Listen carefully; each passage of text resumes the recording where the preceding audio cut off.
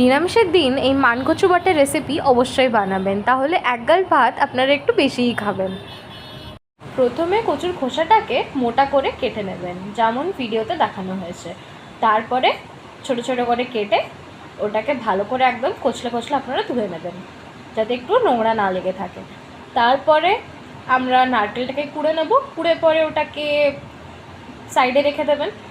তারপরে ওই ছোটো ছোটো করে পিস করে রাখা কচুটাকে এক এক করে আপনারা গ্রেট করে নেবেন গ্রেটারের সাহায্যে।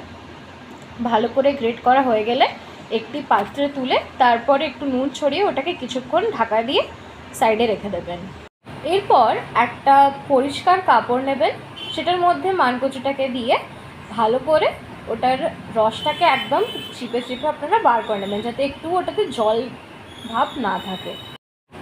এরপর মিক্সির জারে জল ঝরিয়ে রাখা মানকচুটা, তারপর কোড়ানো নারকেল, একটু কালো সর্ষে, আর আন্দাজ মতন ঝালটা আপনারা নিজেদের আন্দাজ মতন দিতে পারেন, সেটার জন্যে 4-5টা কাঁচা লঙ্কা আর শুকনো লঙ্কাটাকে একটু পুড়িয়ে নেবেন, তারপর তাহলে বেশি খেতে টেস্টি হবে।